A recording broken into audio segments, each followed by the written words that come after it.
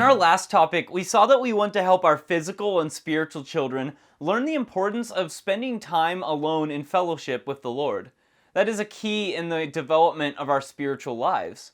In this topic, we will see that the Lord led Jacob as he went to the city of Haran. Genesis 29, 1-3 says, "So Jacob went on his journey and came to the land of the people of the east. And he looked and saw a well in the field, and behold, there were 3 flocks of sheep lying by it. For out of that well they watered the flocks. A large stone was on the well's mouth. Now all the flocks would be gathered there, and they would roll the stone from the well's mouth, water the sheep, and put the stone back in its place on the well's mouth." Jacob continued on his way after he set up the pillar where God had spoken to him. As he traveled, he came to the land of the people of the east. He was not sure where the city of Haran was located, and so he had to ask questions as he went. One day, as he traveled, he saw a well in the field with 3 flocks of sheep lying near it. This was the place where those sheep would be watered. However, they had to wait until all of the flocks were gathered around the well, and then they would move the stone that covered the top of the well. After the sheep were watered, the stone would then be placed back on top of it. This cover was to protect the well from blowing sand. Jacob saw that there were people with 3 flocks that were already there, so he saw this as a possible place to find out what direction he needed to travel to reach the city of Haran. Genesis 29, 4-8 says, "And Jacob said to them, 'My brethren, where are you from?' And they said, 'We are from Haran.' Then he said to them, 'Do you know Laban, the son of Nahor?' And they said, 'We know him.' So he said to them, 'Is he well?' And they said, 'He is well. And look, his daughter Rachel is coming with the sheep.' And then he said, 'Look, it is still high day, and it is not time for the cattle to be gathered together. Water the sheep and go and feed them.' But they said, 'We cannot until all the flocks are gathered together, and they have rolled the stone from the well's mouth. Then we water the sheep.' As a result, Jacob walked to the well and asked the men with the flocks in what city they lived. They said they were from the city of Haran. This must have been an encouragement to Jacob because he realized they were from the city for which he was looking. Jacob then asked if they knew Laban the son of Nahor. The shepherds responded that they knew Laban. They also said that he was well. Then they gave what would become one of the most important pieces of information they would give Jacob when they said, "And look, his daughter Rachel is coming with the sheep." Suddenly Jacob had to realize that God was guiding his life. The Lord had told him in Genesis 28:15, "Behold, I am with you, and will keep you wherever you go, and will bring you back to this land, for I will not leave you until I have done what I have spoken to you." Jacob had probably given much thought to the dream in which God had spoken to him at Bethel. Now Jacob received a clear indication that the Lord was with him, and had guided him both to Haran and even to the family of Laban. However, that was just the start of what the Lord was going to do in his life to show him what it meant to have the Lord with him and to guide him. Jacob then reminded the shepherds that it was still the middle of the day and that the cattle would not gather at the well until evening. He suggested that the shepherds water the sheep and then take them back into the fields so they could eat. The shepherds replied that they had to wait until all of the flocks were gathered at the well, and then the stone would be rolled away from the top of it. Then they would be able to water the sheep.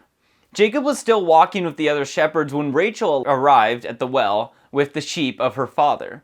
Genesis 29, 9-12 says, "Now while he was still speaking with them, Rachel came with her father's sheep, for she was a shepherdess. And it came to pass when Jacob saw Rachel, the daughter of Laban, his mother's brother, and to the sheep of Laban, his mother's brother, that Jacob went near and rolled the stone from the well's mouth, and watered the flock of Laban his mother's brother.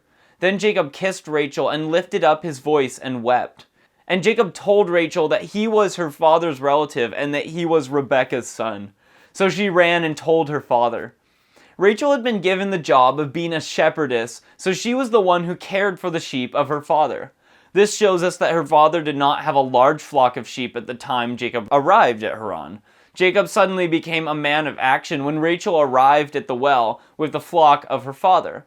We see that Jacob went to the well and removed the covering from the well and began to water the flock of Laban. It was probably a shock to Rachel to have a stranger she had never met before take the stone off the well and begin to water her flock. In contrast, Jacob was very excited because he saw how God had brought him to the very family to whom his parents had told him to go and get a wife. As we will see in a future topic, it was almost like love at first sight when he saw Rachel. This is a good passage to help young people see that God will lead them if they will seek the guidance of the Lord as they look for a future husband or wife. The Lord is even more concerned about who they will marry than they are, because the plan of God is for a marriage that will bring joy to their lives. Once Jacob had watered the flock of Laban, we see that Jacob gave Rachel a kiss and then began to cry. That probably came as a second shock to Rachel since he was a stranger and she did not know who he was. However, Jacob quickly explained to Rachel who he was and how he was related. She had probably heard the story many times about the servant of Abraham who had come to get a wife for Isaac, the son of Abraham. Genesis 24:15-16 says, "And it happened, before he had finished speaking, that behold, Rebekah, who was born in Bethuel, son of Milcah, the wife of Nahor, Abraham's brother, came out with her pitcher on her shoulder. Now the young woman was very beautiful to behold, a virgin, no man had known her. And she went down to the well, filled her pitcher, and came up." Rebekah had also met that servant at a well, and then the next day had left to go and become the bride of Isaac. Jacob told Rachel that he was her father's relative, and that he was the son of Rebekah. We do not know if the family had ever heard about the fact that Isaac and Rebekah had a set of twins born to them. Suddenly, Rachel had now met one of those twins and learned that he was the son of Rebekah, the sister of her own father. This news probably filled Rachel with surprise or even amazement, especially since she met him at a well just as the servant of Abraham had met Rebekah. As a result, she immediately ran to tell her father about this meeting so he could meet the son of Rebekah. Genesis 29:13-14 says, "Then it came to pass, when Laban heard the reports about Jacob his sister's son, that he ran to meet him, and embraced him, and kissed him, and brought him to his house. So he told Laban all these things, and Laban said to him, 'Surely you are my bone and my flesh.' And he stayed with him for a month." Here we see that Laban was very happy to meet the son of his sister Rebekah. However, he may have had a little different thought than his daughter. When the servant had come to get a bride for Isaac, Genesis 24:50-53 says, "Then Laban and Bethuel answered and said, 'The thing comes from the Lord. We cannot speak to you either bad or good. Here is Rebekah before you. Take her and go, and let her be your master's son's wife, as the Lord has spoken.' And it came to pass when Abraham's servant heard their words, that he worshipped the Lord, bowing himself to the earth. Then the servant brought out jewelry of silver, jewelry of gold, and clothing, and gave them to Rebekah. He also gave precious things to her brother and to her mother." Laban and his mother had received gifts of great value from the servant and heard about the way the Lord had blessed Abraham and his son Isaac. As a result, Laban may have been thinking about his trip to the well many years earlier when he had met the servant of Abraham as he ran to the well to meet Jacob. Of course, he also wanted to learn more about the family of his sister and learn what had happened to her since she had gone to marry Isaac. We see that Laban gave Jacob a very warm welcome as he embraced Jacob and kissed him when he met him at the well. Then Laban brought Jacob into his house. That day they had much to talk about, since it had been many years earlier that Rebekah had left to become the bride of Isaac. Genesis 25:20 says, "Isaac was 40 years old when he took Rebekah as a wife, the daughter of Bethuel, the Syrian of Padan Aram, the sister of Laban the Syrian."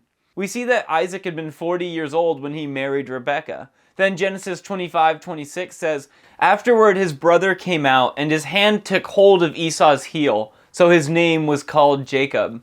Isaac was 60 years old when she bore them." As a result, Rebekah had been married to Isaac for 20 years before they had any children. In addition, if you add the age of Jacob at the time he came to Haran, many years had passed, and so there was much to learn about what had happened in their families.